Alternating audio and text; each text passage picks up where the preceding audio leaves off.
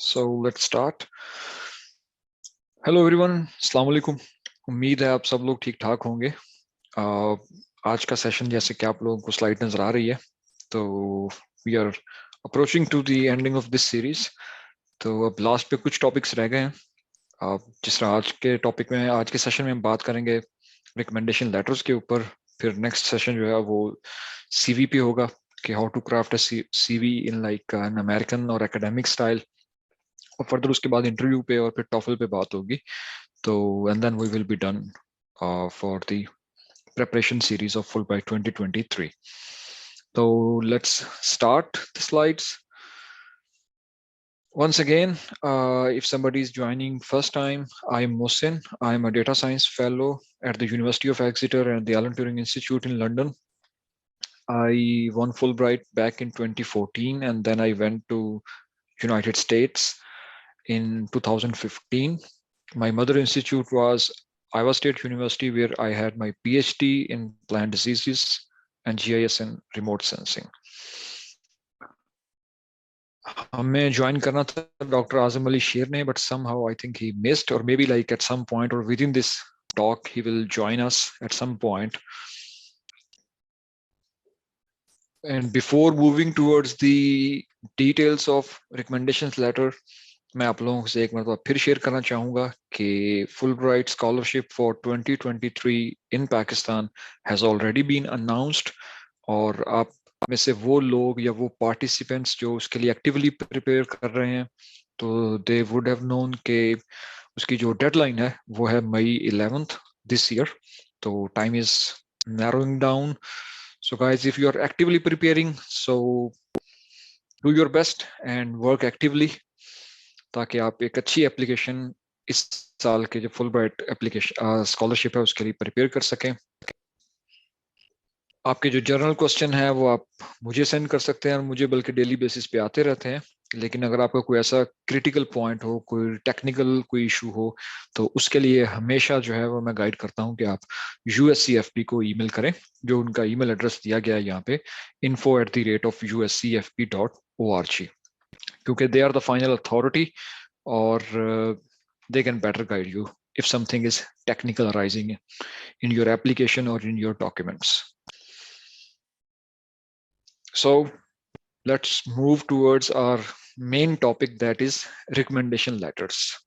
आप में से काफी लोग जानते होंगे कि not only for Fulbright but wherever you are applying abroad for scholarships, और पाकिस्तान में तो जॉब एप्लीकेशन के लिए नहीं चाहिए होता, लेकिन इंटरनेशनल मार्केट जो है वहां पे जब भी आप जॉब के लिए अप्लाई भी करते हैं तब भी आपको रिकमेंडेशन लेटर्स की जरूरत होती है. So it's one of the like important document when we are submitting our applications, whether for jobs, whether for some faculty position, or whether for a scholarship. Oh yeah, Azim is here now. So recommendation letters, it's basically a formal document that validates an applicant's work skills or academic performance जो past में बीत चुकी है. Fulbright application पे अगर आप apply कर रहे हैं, या जैसे मैंने बताया कि जनरल आप जिस भी जॉब के लिए अप्लाई करते हैं, अमूमन जो है वो 3 रिकमेंडेशन लेटर्स जो है वो मांगे जाते हैं. तो उसमें होता यही है कि whenever you are writing, और they should actually reads different. तो like other documents or other essays in Fulbright application, letter of recommendations जो हैं, they are also an important part, or they can really actually play an important role in your selection in Fulbright.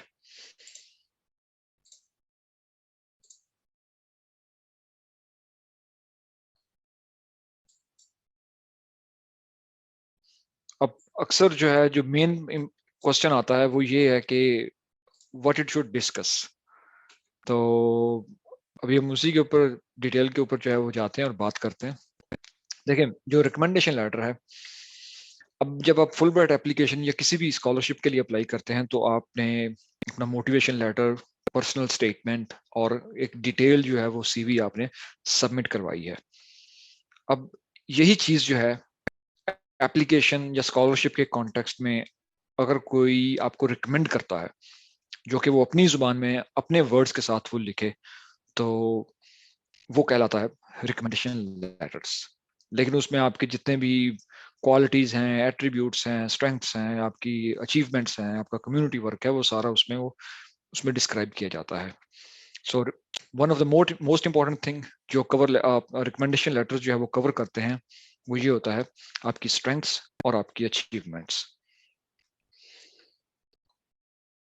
फिर दूसरी चीज that it should discuss is के what makes you a potential applicant, whether it is for a scholarship or for a job. और आपकी अपनी जो strengths हैं, जो आपके फील्ड से रिलेटेड है, वो आपने अपने पर्सनल स्टेटमेंट और उसमें और आपकी सीवी जो है उसको डिस्क्राइब करेगी। लेकिन व्हेन somebody is writing और when you are writing recommendation letters for you, तो उसमें जो मेन इंपॉर्टेंट एक और चीज होती है वो ये कि आपके अदर क्वालिटीज जो कि beyond the scope of your studies और योर क्लासरूम उसमें होंगी। अब वो क्वालिटीज जो हैं या वो एट्रीब्यूट्स क्या हो सकते हैं? मिसाल के तौर पर मैंने अक्सर स्टूडेंट्स, बल्कि मैं खुद उसकी एक जिंदा मिसाल हूँ कि if somebody is like taking part in like activities such as like event organization कोई करवा रहे हैं। आपने अक्सर देखा होगा कि अगर आप लोग यूनिवर्सिटीज में पढ़ते हैं तो हर डिपार्टमेंट की, हर फैकल्टी की अपनी ऑर्गेनाइजेशंस होती हैं। जैसे डिबेटिंग क्लब्स होते हैं, उर्दू क्लब है, इंग्लिश क्लब है, आर्ट्स एंड ड्रामा क्लब्स होते हैं। तो वो जो आपकी एक्टिविटीज हैं वो beyond the scope of classroom और आपकी एकेडमिक जो अचीवमेंट्स हैं, तो उनको लाजमी मेंशन करना चाहिए, क्योंकि ये बहुत ज़्यादा सपोर्ट करती हैं। और ख़ासतौर पे अमेरिका में तो ऐसे लोगों को काफ़ी वेटेज दिया जाता है जो इस तरह की एक्टिविटीज़ में ऑलरेडी मतलब कि पार्टिसिपेट कर चुके होते हैं। So this is an important thing. एक और एक्टिविटी जो है वो जैसा कि कम्युनिटी सर्विस है। आपने लेट्स से कि कभी कोई ब्लड बैंक के लिए मतलब कि कोई तोगोदो की हो, या ब्लड बैंक जो है उसके लिए कभी उसको अरेंज किया हो। कम्युनिटी सर्विस में ये है कभी मेडिकल कैंप के लिए किसी दूर दराज इलाके में जो कि रिमोट एरिया हो, वहां पे लोगों की हेल्प के लिए। अब कम्युनिटी सर्विस जिस तरह अगर मैं हम लोग ये सेशन कर रहे हैं तो it's also considered as a community service कि for free we are sharing और we are like spreading this information. अब आप में से काफी लोग भी जानते हैं कि मैं स्टूडेंट्स फ्री ऑफ कॉस्ट जो है उनको मैं, अगर मेरी समझ में चीजें आ जाएं तो मैं उनको गाइड भी कर देता हूँ और उनके एसेस जो हैं वो भी रिव्यू करता हूँ। अब अगर यही काम जो है मैं यहाँ पे करूँ, और मैं करता भी हूँ, तो आई charge basically a hefty amount of money for that. लेकिन पाकिस्तान, चूंकि हमें पता है कि हमारे यहाँ बच्चे जो है उनके पास इतनी कैपेसिटी नहीं है। अब मैं मतलब मेंटोर भी करता हूँ यहाँ पे अमेरिका में खास तौर पर बच्चों को। तो if you simple like Google me like Mohsin Ramin, so you can see my profiles on different like websites. तो लेकिन for Pakistan my services are free of cost because to help and empower students. तो और मैं इनको जब भी कभी भी एप्लीकेशन लिखता हूँ, अपने स्टेटमेंट्स, अपनी फिलोसफी स्टेटमेंट्स लिखता हूँ, तो मैं उसमें एक्टिवली उसको मेंशन करता हूँ कि this is the kind of work और community service that I do. और इसी तरह अगर आप लोग कुछ काम कर रहे हैं ऐसा, मैं बहुत सारे स्टूडेंट्स को जानता हूँ जो ऐसी एक्टिविटीज में इन्वॉल्व होते हैं, तो they should actually mention these kind of activities whenever they are introducing themselves और अपनी पर्सनल स्टेटमेंट में, या मतलब कि अपने जो रिकमेंडेशंस लेटर हैं तो उसमें ये लाजमी चीजें जो है ये मेंशन करनी चाहिए। नेक्स्ट जो है कि अब ये जो मेन पॉइंट्स थे मैंने बता दिए, लेकिन अब इसकी जो रिटन फॉर्म है वो एक स्टोरी की फॉर्म में होनी चाहिए कि it's a kind of story that demonstrates the applicants skill. एक ऐसी कहानी जो आपके स्किल्स के ऊपर एम्फोसाइज करे, उनको कोरोबरेट करे, उनको डिटेल से बताए, और बताए कि मतलब कि why somebody should select this candidate or why some applicant is a best fit for this scholarship। और एक इम्पॉर्टेंट चीज ये है कि उसका जो लास्ट पैराग्राफ होता है वो कंक्लूजन जो है वो रिकमेंडेशन के साथ उसका कंक्लूजन हो कि based on all these like observations और all this potentials in this XYZ candidate, I highly recommend this candidate for the Fulbright application. तो इस तरह के सेंटेंसेस जो है वो इसमें लाजमी होने चाहिए। बाकी आगे हम क्वेश्चंस लेंगे, जो आपके जितने भी पर्टिकुलर क्वेश्चंस होंगे इसके बारे में सेशन के एंड पे। अब एक और इम्पोर्टेंट क्वेश्चन होता है यहाँ पे कि who can write recommendation letter. Students अक्सर मुझसे पूछते हैं। अब स्टूडेंट्स जो हैं, अगर लेट्स सपोज आप बैचलर्स कर रहे हैं या मास्टर्स कर रहे हैं, तो आपको घबराने की जरूरत नहीं है। आप अपनी यूनिवर्सिटी के जो है वो प्रोफेसर्स कोई से 3 चुने, और वो डिफरेंट डिपार्टमेंट्स के भी हो सकते हैं, तो उनसे वो लिखवा सकते हैं। अगर आप एमएससी कर रहे हैं तो पोटेंशियल जो सबसे मेन आपका बंदा हो सकता है जो कि आपके लिए रिकमेंडेशन लेटर लिखेगा, वो आपका एकेडमिक एडवाइजर है, जिसको अप्रोच करना भी आपके लिए आसान होगा। और अगर आप जॉब कर रहे हैं साथ में, तो आपका जो लाइन मैनेजर है, आप गवर्नमेंट सर्वेंट्स भी हो सकते हैं, आप किसी प्राइवेट फर्म में काम कर सकते हैं, तो लाइन मैनेजर वो इंचार्ज होता है जिसको आप रिपोर्ट करते हैं। वो आपका मैनेजर हो सकता है, अगर वो डायरेक्टर है, आप डिप्टी डायरेक्टर हैं, तो आप उससे कह सकते हैं। अगर आप किसी डिप्टी डायरेक्टर को या असिस्टेंट डायरेक्टर को रिपोर्ट कर रहे हैं, तो वो आपके लिए लिख सकता है। और वंस अगेन, अगर आप जॉब कर रहे हैं, चाहे वो रिसर्च में है, प्राइवेट सेक्टर में है, गवर्नमेंट में है, डेवलपमेंट सेक्टर में है, तो आप अपने कोलीग्स जो हैं, जो आपसे सीनियर भी हो सकते हैं, तो वो भी आपके लिए रिकमेंडेशन लेटर लिख सकते हैं। लेकिन उसमें एकेडमिक रिलेटेड जो है वो मोस्ट एम्फासाइज उसको करें कि अगर आपने बाहर से भी लेना है तो सिर्फ एक बंदे से लें, बाकी लेकिन दो कम से कम कोशिश करें कि वो एकेडमिक्स आपके रिलेटेड ही हों। क्योंकि जब आप स्कॉलरशिप पे बाहर पढ़ने जा रहे हैं तो वो एकेडमिक्स से रिलेटेड है, तो आपकी जो एक्टिविटीज है, आपकी क्वालिटीज हैं, तो उसके ऊपर अच्छा इंप्रेशन पड़ेगा। और बाकी बेहतर चीज यही होती है कि उस बंदे से लें कि जिसके साथ आपने काम किया हो, जो आपको जानता हो, जिसको आपने जिसके अंडर आपने जो है ना वो कुछ ना कुछ सर्विस की हो। अब मिसाल के तौर पर मैं आप में से काफी सारे मोस्टली जो है, मैंने कभी किसी के साथ हमने काम नहीं किया, तो I am not in the best position कि I can write recommendation letter for you. तो वो लोग जिनके साथ मिलके आप लोगों ने काम किया है, दे कैन बेस्ट, और they are the suitable candidates who can write recommendation letters for you. अच्छा, अब कुछ टिप्स एंड ट्रिक्स हैं, तो like other essays, recommendation letters जो हैं हमेशा कंप्रीहेंसिव लिखें।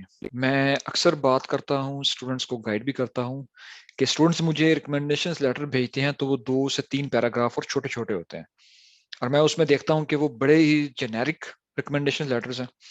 अब अगर जहाँ पे कैंडिडेट का नाम लिखा हुआ है, आप वो वहां से XYZ को हटा के ABC भी लिख दें, तो क्या उस लेटर के ऊपर कोई फर्क पड़ता है? मुझे नहीं लगता कि उसके ऊपर कोई फर्क पड़ता है, क्योंकि वो दैट्स अ वेरी जेनेरिक।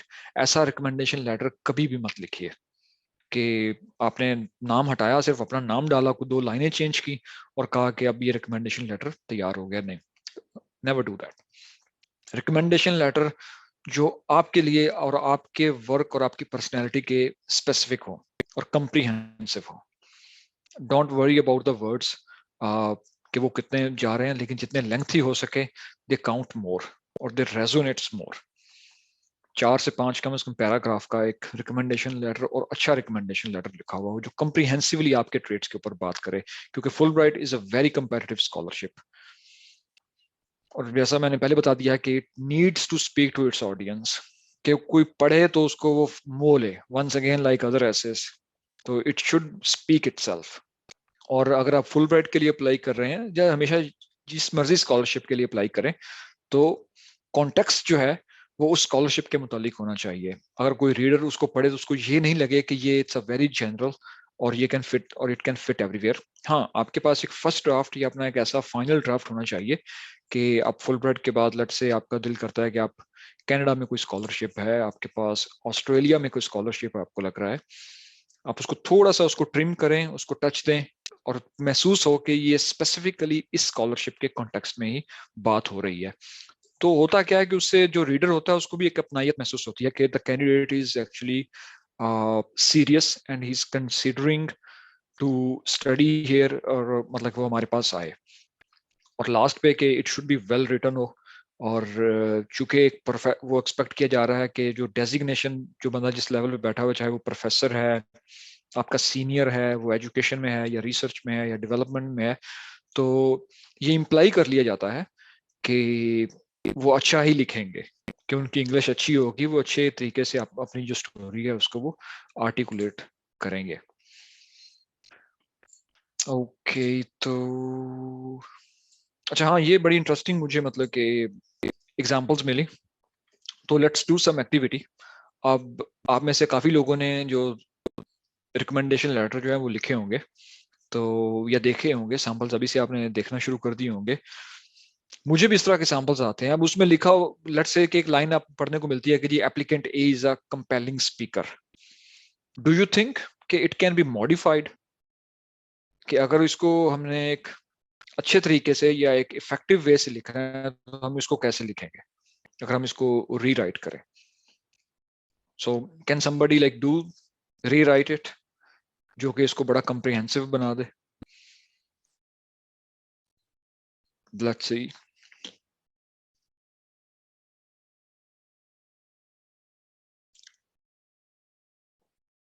अब ये एक वेरी बड़ी ही जेनेरिक स्टेटमेंट है.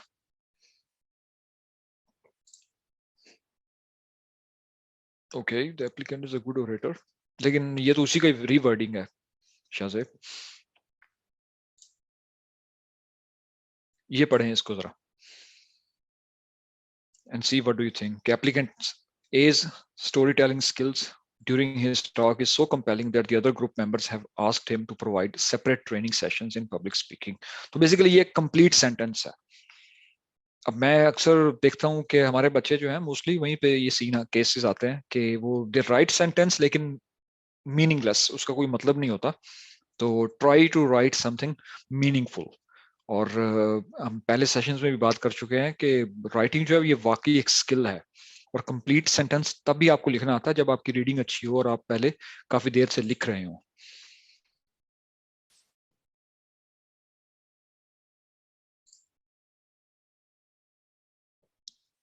Second, applicant B is a good collaborator.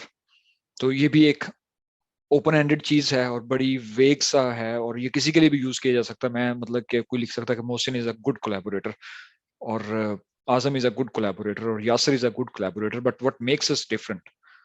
तो उसके लिए जो है उसकी जो एक मॉडिफाइड फॉर्म है एग्जाम्पल, वो आप इसको देख सकते हैं कि applicant B leads collaboration with 5 different groups which led to 2 funded collaborative grants. तो एक मीनिंगफुल चीज है और उसमें काफी सारी चीजें अगर आप उसको गौर से देखें, ना कि सिर्फ कोलैबोरेशन शो हो रही है, फिर उसमें स्टेप्स शो हो रहे हैं और उसमें फिर जो कंक्लूजन है कि उस कोलैबोरेशन वो एक फ्रूटफुल कोलैबोरेशन है क्योंकि उससे ग्रांट्स आ रही हैं, उससे फंडिंग आ रही है. तो डू समथिंग लाइक दिस और नेवर राइट ओपन हैंडेड और समथिंग वेरी जेनेरिक. तो अपने जो आपकी पर्सनैलिटी को जो स्पीक करे या उसको मतलब उसकी वजाहत करे, तो ऐसी चीजें जो हैं वो ऐसे सेंटेंस लिखें. जो टू कट शॉर्ट आजम आपने किया है कि if we can add event details. I think you can speak Azam. अस्सलाम वालेकुम मोहसिन भाई. अस्सलाम वालेकुम वालेकुम. सलाम. तो मैं थोड़ा लेट हो गया, सॉरी. हाँ, नो वरीज. ये जो पिछली स्लाइड थी ना, वो बहुत अच्छी एक एग्जांपल थी मोहसिन भाई. अक्सर जब हम रेफरेंस लेटर लिखते हैं ना, तो उसमें बस हम वो वाले जो बड़े फैंसी से वर्ड्स होते हैं उठा के लगा देते हैं और फिर वो डिटेल्स शेयर नहीं करते. तो मैं कहना ये चाह रहा था कि अक्सर ये होता है कि जैसे आपने ने कहा कि ये तो बहुत बड़ा सेंटेंस आपने लिख दिया ना कि वो इतना अच्छा मतलब ओरेटर है या फिर स्पीकर है कि उसकी सर्विसेज दूसरे भी ले रहे हैं. और इसी तरह अगर इससे नीचे वाला लेवल ये भी हो सकता है ना कि वो इतना अच्छा स्पीकर है कि उसने हमारे ही प्रोग्राम के अंदर एक नई स्पीकर सीरीज शुरू की है या एक पूरी एक सीरीज ऑफ इवेंट्स कर रहा है या फिर उसने कौन सा कोई ऐसा नेशनल इवेंट्स में या इवन लोकल इवेंट्स में भी उसने कुछ अरेंजमेंट्स की. तो ये लाजमी नहीं है कि आप उसको आप किसी भी एंगल को एड्रेस कर दें तो उससे वो पर्सनलाइजेशन जो होती है वो शो होती है.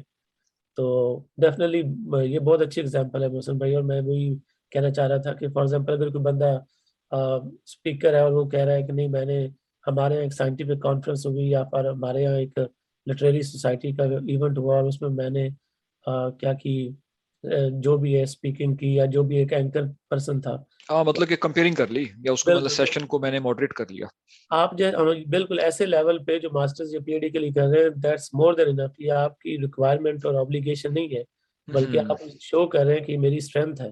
तो स्ट्रेंथ के लिए आप कोई भी छोटा सा भी पर्सनल इवेंट डाल देंगे तो I think that's more than enough to convince the reviewer. सही है. Thanks for emphasising it. और ये जस्ट मतलब कि एज ए सैंपल था कि क्योंकि मैं देखता हूँ बच्चों को कि जब उनके रिकमेंडेशन लेटर आते हैं तो बस वो साफ पता चल जाता है कि उन्होंने कहाँ कहाँ से चीजें उठाई हैं. तो और ये सेशन करने का मकसद भी यही है कि आप लोगों को बताना कि बेसिकली एक मीनिंगफुल चीज लिखें और अपनी लाइफ की जो स्टोरी है उसको बयान करना सीखें. चाहे वो पर्सनल स्टेटमेंट है, चाहे वो रिकमेंडेशन लेटर हैं, मोटिवेशन लेटर्स हैं. तो अगर इस पॉइंट पे आके भी अगर आपसे नहीं लिखा जा रहा, अपनी स्टोरी को नहीं बयान कर सकते, तो देयर इज समथिंग रॉन्ग. तो do focus on these weaknesses और अपने बारे में अपनी स्टोरी को बयान करना सीखें।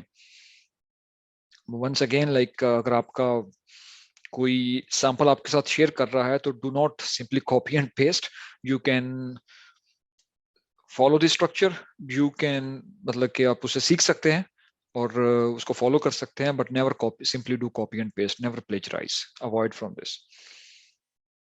तो that was all for today. और अभी आपके क्वेश्चंस, तो we will be happy to answer those. और एक और चीज थी कि once again I run basically this small Facebook group, और इसका जो लिंक है वो मैं शेयर कर चुका हूँ चैट में, तो if somebody can repost it, if somebody ask, तो you can also join this group, you can post your questions। वैसे कुछ ज्यादा पोस्ट नहीं करते बच्चे, तो ये they try to send messages directly, तो लेकिन if they can post in the group that would also be helpful for others। तो मुझे भी जो है वो बार बार चीजों का रिस्पॉन्स करना जो है वो it will also save time for me। Thanks।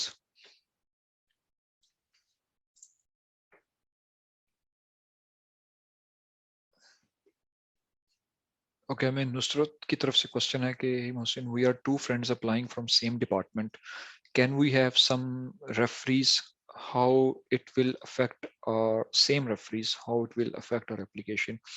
कोशिश कीजिए कि एक रेफरी से ना लें असिस्ट, तो बेहतर है, have like different referees.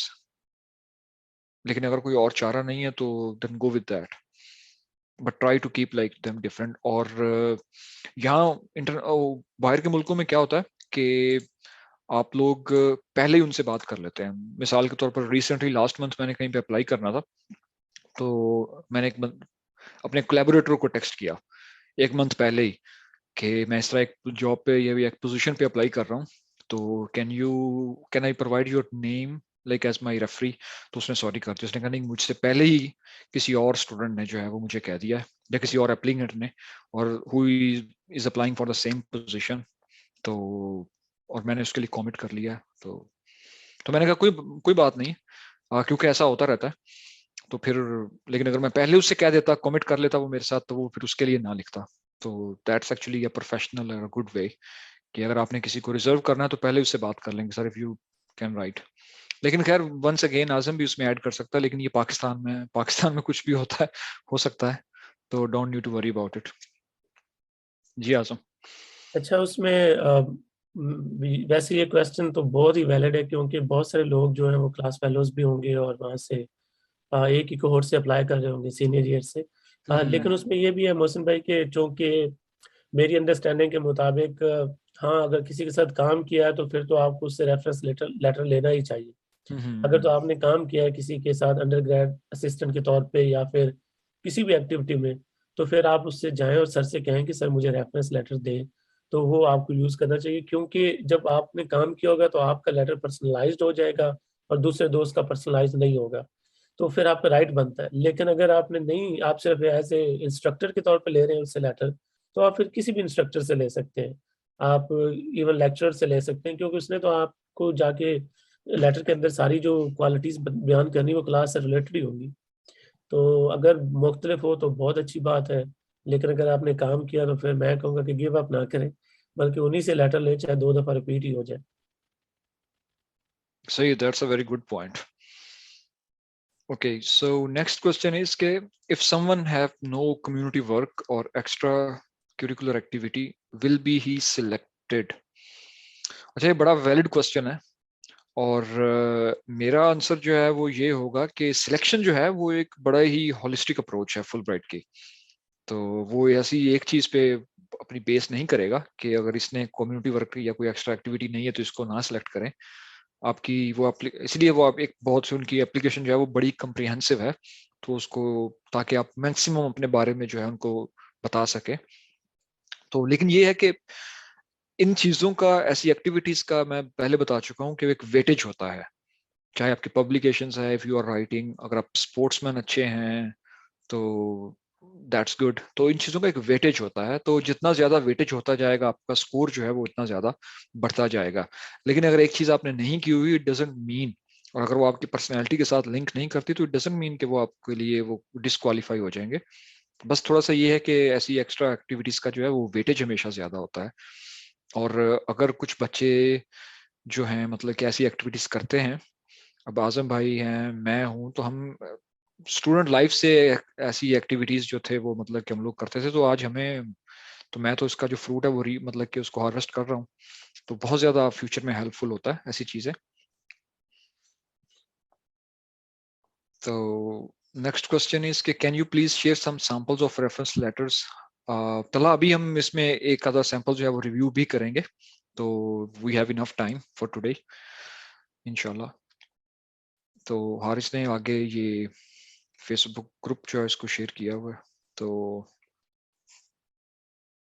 That's all.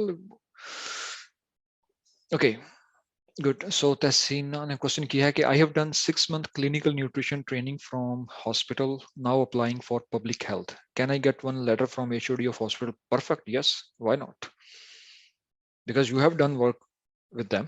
तो और दूसरी एक चीज मैं आपको और बताऊं कि आपने जिन जिन से रिकमेंडेशंस लेटर लिखने हैं, असूल अमूमन असूल क्या होता है, रूल्स ये होता है कि फॉरेन कंट्रीज में भी आप अगर तो कोई कहे कि हाँ मैं लिख दूंगा या मैं लिख दूंगी, जो आपके इंचार्ज हैं या प्रोफेसर हैं, तो वो हमेशा आपसे आपकी सीवी, आपके एसेस जो है वो मांग लेते हैं ताकि उसके कॉन्टेक्स्ट में लिखते हैं।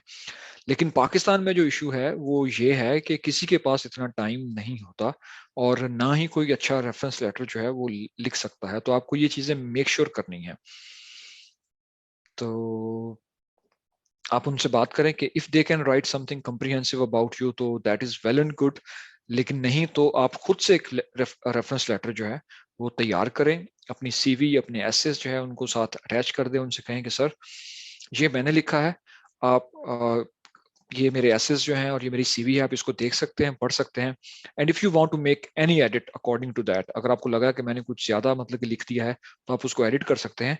तो लेकिन आप ये सैंपल जो है वो यूज कर सकते हैं ताकि उनकी लाइफ भी है वो आसान हो सकते हैं, हो जाए, क्योंकि अमूमन लोगों के पास पाकिस्तान में इतना टाइम जो है वो नहीं होता, और वो और हमें लिखना भी अच्छा नहीं आता, frankly, to be frank. If Azam can add something here. Mohsin भाई, ये तो बहुत बड़ा इशू है कि आपको पाकिस्तानी स्टूडेंट्स के लिए एक चैलेंज भी है कि आपको सारी एप्लीकेशन जो है ना वो बड़ी बड़ी खुद पर्सनलाइज बनानी पड़ेगी। इसमें मैं आपके साथ एग्री करता हूँ इस चीज़ पे कि वाकई अगर आप किसी के ऊपर छोड़ देंगे तो at the end reference letter जो है ना वो बहुत बड़े इंपॉर्टेंट टूल्स होते हैं, या मैं कहूँगा कि पार्ट्स होते हैं इसका एप्लीकेशन असेसमेंट का। तो स्टूडेंट्स को मेक श्योर करना चाहिए एक तो वो ऑनलाइन ऑन टाइम भी हो। मोहसिन भाई, बहुत से लोग ना मैंने देखा है कि लास्ट मोमेंट्स या लास्ट मिनट के शौकीन होते हैं, वन नाइट स्टडी की तरह। तो ये रेफरेंस लेटर जो है ना ये आपको बहुत जल्दी स्टार्ट कर लेना चाहिए at the same time when you are writing your essay. तो बिल्कुल। और अभी अगर आप लोग स्टार्ट कर रहे हैं तो you have to like burn the midnight oil, ये कोई इंग्लिश का मुहावरा है कि आपको जो है वो दिन रात मेहनत करनी पड़ेगी ताकि मतलब कि आप लोग अपनी चीजें जो है वो पूरी कर सकें। तो पाकिस्तान में जो है वो पहाड़ जो है वो स्टूडेंट्स के करवट ही बैठता है, सॉरी ऊंट जो है वो इसी करवट मतलब कि बैठता है। जी Shumaila, if you want to talk you can unmute yourself. अस्सलाम वालेकुम सर। वालेकुम अस्सलाम। हेलो।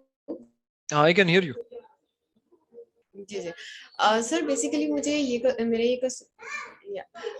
ये क्वेश्चन था कि मतलब यूएस जो स्टडी है, जितना मुझे लोगों से आइडिया हुआ है कि उसको इतना ज्यादा वो किया गया है कि उधर बहुत ज्यादा कंपटीशन होता है। तो वहाँ पे लाइक अदर मैं फुल ब्राइट बात कर रही हूँ कि अगर हम फुल ब्राइट में हमारा चांस नहीं बनता तो हम लोग डायरेक्ट यूएस स्टडीज के लिए अप्लाई करते हैं। तो हमारे पास कोई ऑप्शंस होते हैं स्कॉलरशिप्स के या फिर किसी और स्कॉलरशिप के अकॉर्डिंग जिससे हम लोग यूएस यूनिवर्सिटीज को टारगेट कर सकें? ओके, तो योर क्वेश्चन इज के what are the options other than Fulbright. तो उसमें यही है कि फुल ब्राइट तो एक बहुत छोटी सी चीज है, यूएस में लाखों बच्चे जो है वो हर साल एंटर होते हैं इंटरनेशनल वर्ल्ड से।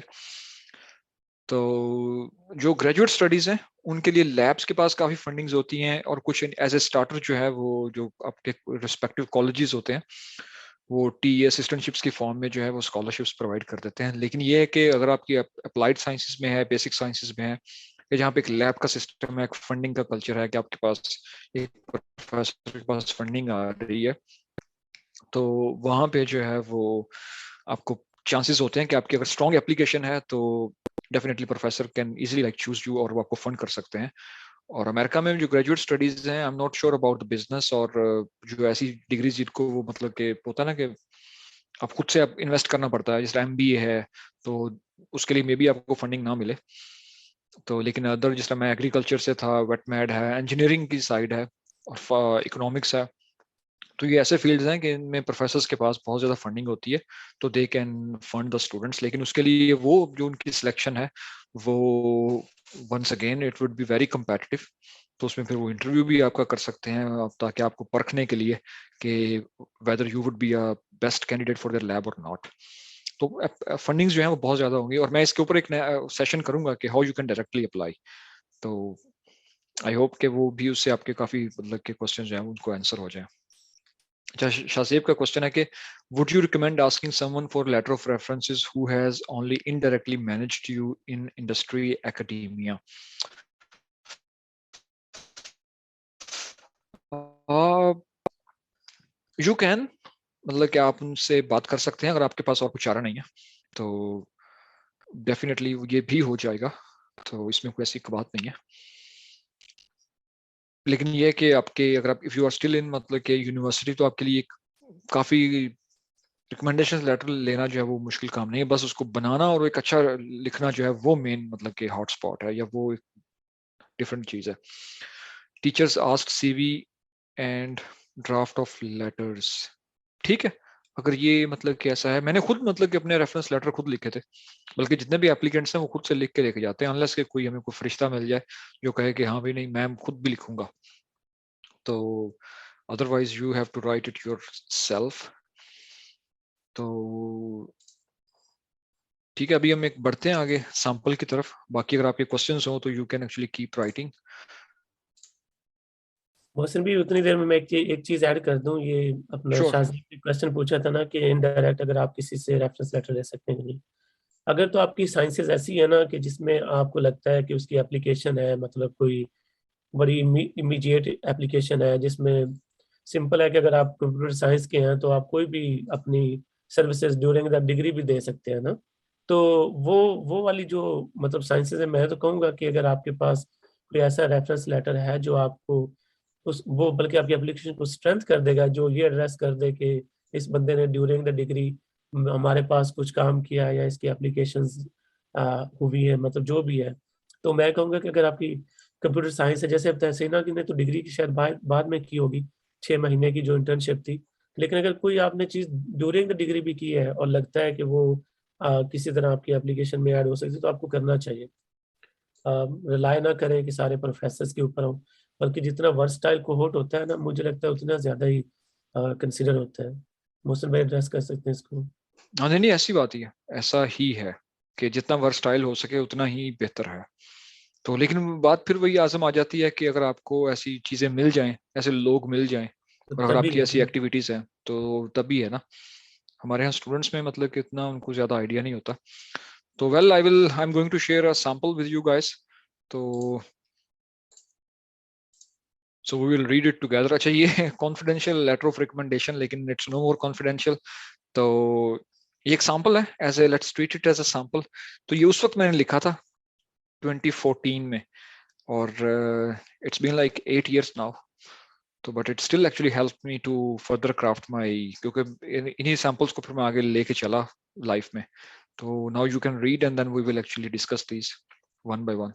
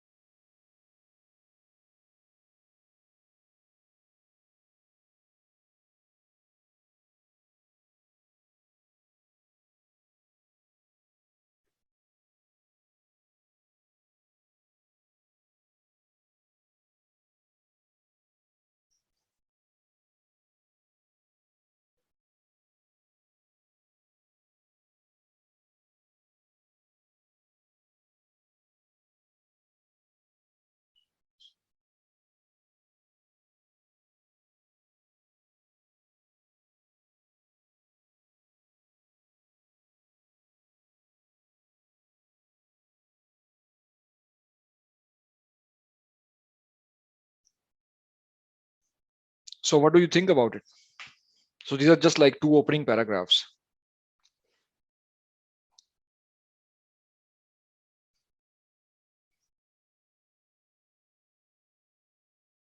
तो पढ़ने का मकसद या इसको डिस्कस करने का मकसद ये है कि हाउ यू थिंक लाइक कि एक सक्सेसफुल जो एप्लीकेंट था उसके how like their recommendation letters actually sounds.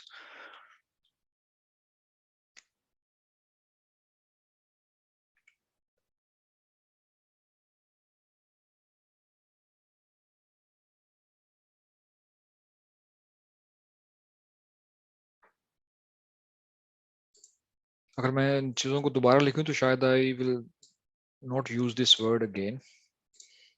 बस उस वक्त थोड़ा सा इसकी इतनी इस चीज की सेंस नहीं थी. जीआरई किया हुआ था तो वो लगता था कि शायद ऐसे जो है वो जार्गन्स यूज करके, अभी हम इसको जार्गन्स बोलते हैं, उस वक्त हमें हाई फ्रीक्वेंसी वर्ड्स लगते थे कि they might actually give some good impression.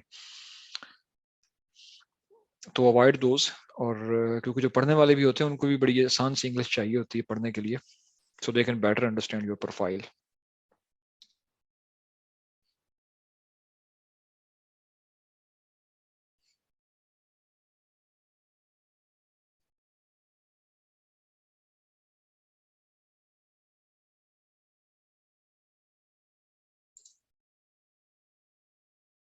अच्छा, और एक और चीज अपनी पब्लिकेशंस के बारे में बताना चाहूँ कि I use to write Urdu and English articles in different agriculture related magazines.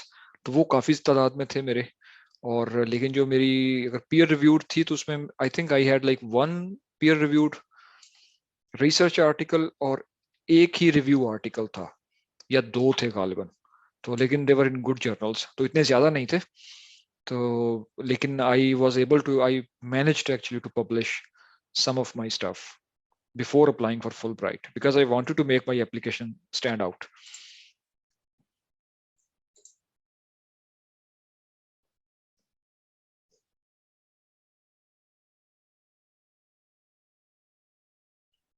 Sir कितने पेजेस का है? सर ये यहाँ पे खत्म हो रहा है. क्या ज्यादा लेंथी हो गया था? असल में मुझे परिकर्सर से लगा कि कहीं 2 पेज का ये भी ऐसे स्टेटमेंट तो नहीं, मतलब रेफरेंस स्टेटमेंट तो नहीं आ गई. नहीं, मतलब वो लिखा है इस तरह ना कि फुल स्पेसिंग के साथ है गालिबन. मुझे नहीं पता, अब तो काफी अरसा हो गया, 7 साल हो गए हैं ये, बल्कि 8 हो गए हैं ये. फुलब्राइट में जब एप्लीकेशन अभी भी वो जो होती है पोर्टल के थ्रू होती है और उसमें वो करते हैं, आप कॉपी पेस्ट करते हैं सारी चीजें? आई थिंक सो, क्योंकि वो ऐसा ही है ना कि आप अपने डॉक्यूमेंट्स के वर्ड की फॉर्म में लिख लेंगे और हाँ उसके बाद उसको, लेकिन जो पार्टिसिपेंट्स जो रिकमेंडेशंस लेटर है ना, तो वो जिनका आप नाम देंगे हाँ. उनका ईमेल आईडी जब देंगे तो उनको एक वो लिंक चला जाएगा और उन्होंने उनको वो आपका जो रिकमेंडेशन लेटर है वो सबमिशन डेट से पहले वो सबमिट करवाना पड़ेगा. तो I think that's the thing. ओ अच्छा, वो अपलोड करेंगी, मतलब वो वो अपलोड सब? करेंगे उस चीज को ना, क्योंकि उनको जिस तरह बाहर के मुल्कों में कि वो उनको जनरेट कर देगा ना. ठीक तो यहाँ पे है. एक स्पेलिंग मिस्टेक भी है. तो मैंने कभी उसके बाद शायद ये बहुत कम है कि ये फाइल्स उस वक्त मैंने संभाल के रखी थी, तो मैंने I never opened actually. I don't know why like these should be like 2 words, SAS or.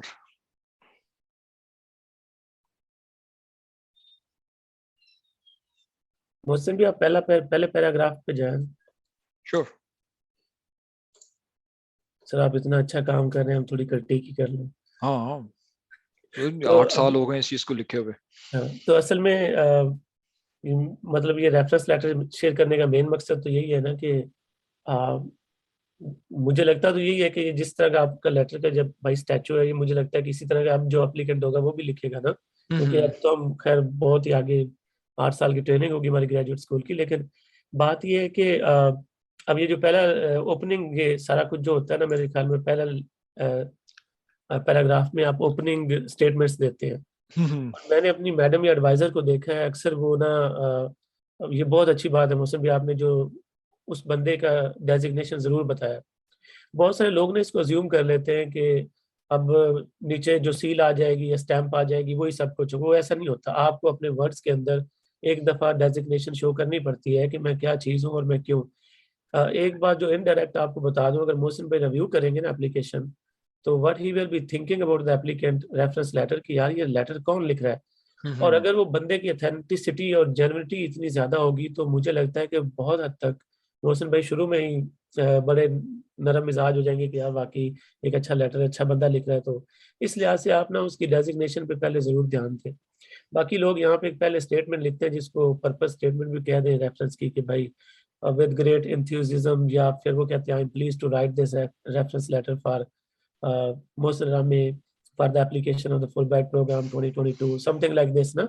तो वो भी मोहसिन भाई एक वो भी ऐड कर देते हैं। मतलब मैं अगेन बता रहा हूँ कि ये कोई वो क्या बोलते हैं हार्ड एंड फास्ट रूल नहीं है, ये एक सिंपल एडिशन है जो आप कर सकते हो।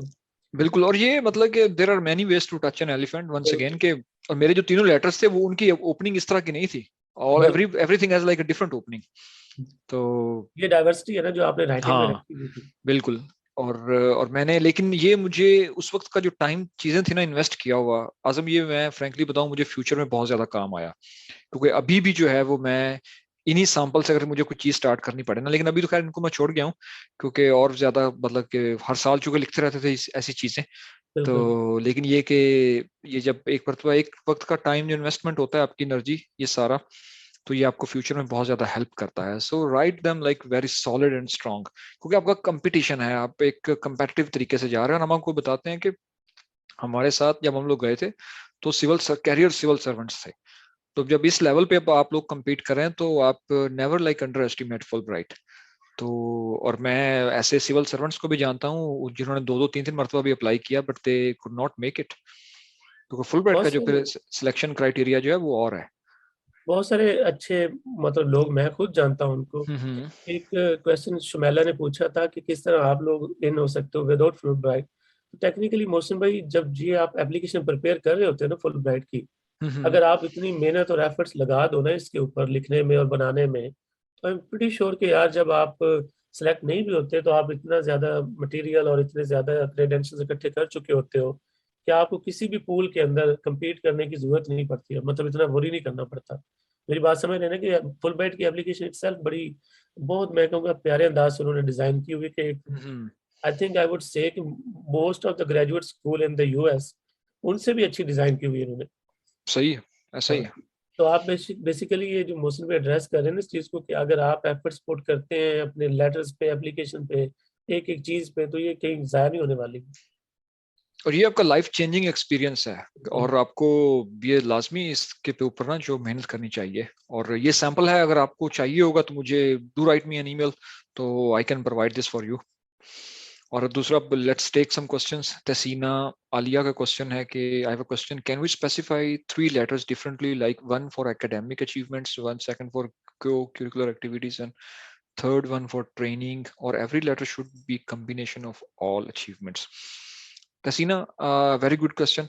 इसमें चीज ये है कि वो जो बंदा लिख रहा है उसके साथ वो आपकी किन किन एक्टिविटीज को जानता है। मिसाल के तौर पर अगर डिपार्टमेंट के जो प्रोफेसर हैं तो बच्चों को डिफरेंट एंगल से पहचानते हैं। अब मैंने जितनी भी एक्टिविटीज यहाँ पे लिखी हैं मोस्टली ये सारी मेरी एकेडमिक्स या यूनिवर्सिटी में रहते हुए थी, तो anybody can comment about it. तो लेकिन अगर कोई ऐसी एक्टिविटी है आपकी प्रोफेशनल है या एक्स्ट्रा एक्टिविटी है जो कि कोई स्पेसिफिक बंदा कर सकता है, तो you can write to that, actually write in that specific letter. लेकिन it would be good if it is a combination of all of these. और जैसे मैंने पहले भी स्लाइड्स में अगर आपने देखा होगा तो मैंने बताया था कि आपकी जो अचीवमेंट्स हैं, आपकी जो स्ट्रेंथ्स हैं, मेनली उनके ऊपर बात होनी चाहिए।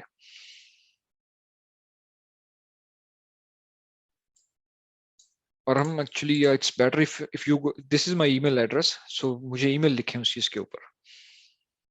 और मैं ईमेल का पार्टिसिपेंट्स या स्टूडेंट्स इसलिए कहता हूँ क्योंकि मैं उसको फिर एक अपने सेपरेट फोल्डर में सेव करता हूँ अपने ईमेल आईडी में। तो मुझे जैसे ही टाइम मिलता है रात को सोने से पहले, या मतलब कि जब भी मेरे पास फ्री टाइम होता है, तो मैं क्विकली चीज़ों को रिव्यू करता रहता हूँ, और मुझे ये पता होता है कि मैंने ये चीज़ें जो है रिव्यू करनी है।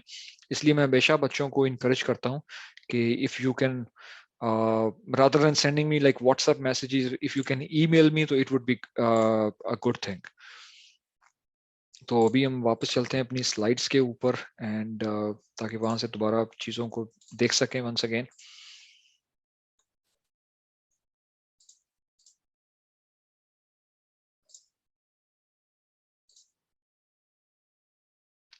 तो तो ये देखे ना कि emphasis on your strengths and achievements और why actually those things makes you a potential applicant.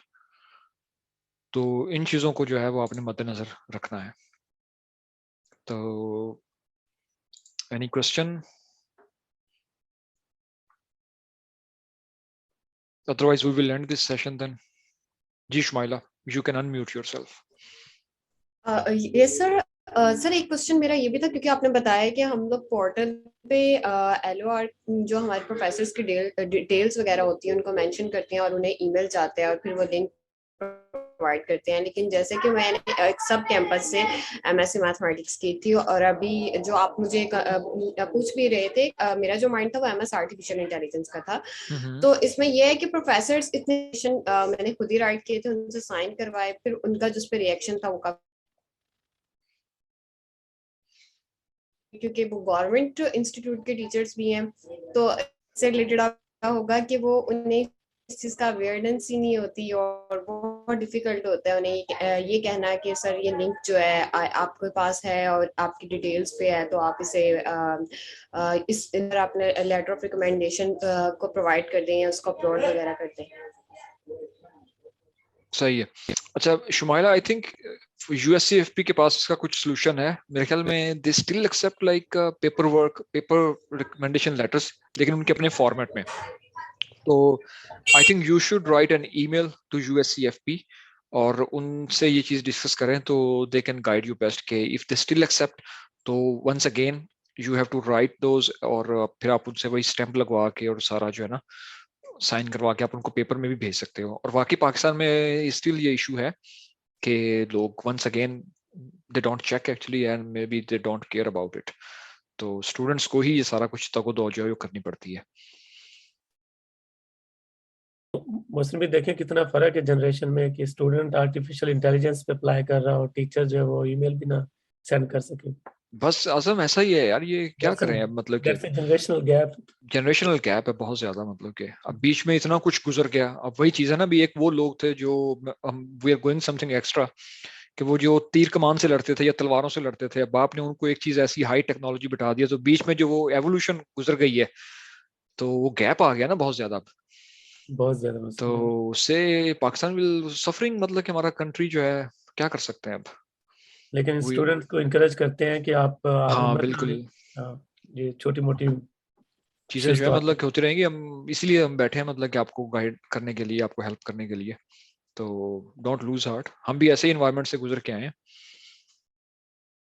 तो I think that's all for today. और if no question, no worries, we will end this session here. Thank you, dear participants, for joining us again.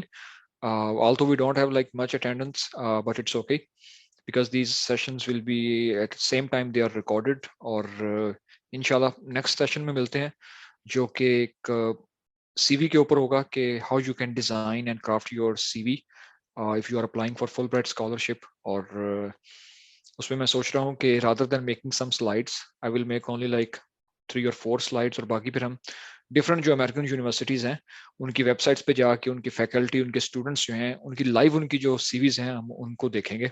तो फिर आपको खुद ही idea हो जाएगा. तो फिर मैं I will encourage you guys के आप लोग जो हैं वो इस तरह की सीवीज जो हैं उनको तैयार करके लाएं और देखें फिर क्या बनता है. तो that's all for today and thanks for joining us. Azam, if you have quick anything to share, otherwise I will end this session. Mohsin भाई थैंक यू सो मच. सिर्फ एक सेंटेंस बोलूंगा दो कि यार अगर आप एप्लीकेशन के ऊपर काम कर रहे हो तो कोशिश ना करो कि बहुत ज्यादा मतलब हाई फाई होने की पहली स्टेज में ना, जैसा तैसा आपको इंग्लिश में आता है बस एक दफा उसको ना लिख दो. मतलब मैं ये कहूँगा क्योंकि स्टूडेंट बहुत डिले कर रहे होते हैं कि यार मेरे साथ कोई सीनियर बैठेगा, जूनियर बैठेगा, टाइम मिलेगा. जैसे अल्फाबेट वाली उर्दू इंग्लिश होती कि I am a good student, वो वाली लिख के खत्म कर दो बस इस चीज को, फिर उसको इम्प्रूव करते रहो. हाँ ऐसा ही है. मैं स्टिल मतलब कि हम लोग आर्टिकल्स या मैं भी जो लिखता हूँ ईमेल्स, और मेरे ख्याल में मुझे एक सेशन करना चाहिए आपको दिखाना चाहिए कि अगर if you want to write तो मैं आपको बताऊंगा कि स्क्रैच से कैसे लिखते हैं ईमेल आईडी, बिकॉज हम लोगों ने स्क्रैच से काम करना सीखा है.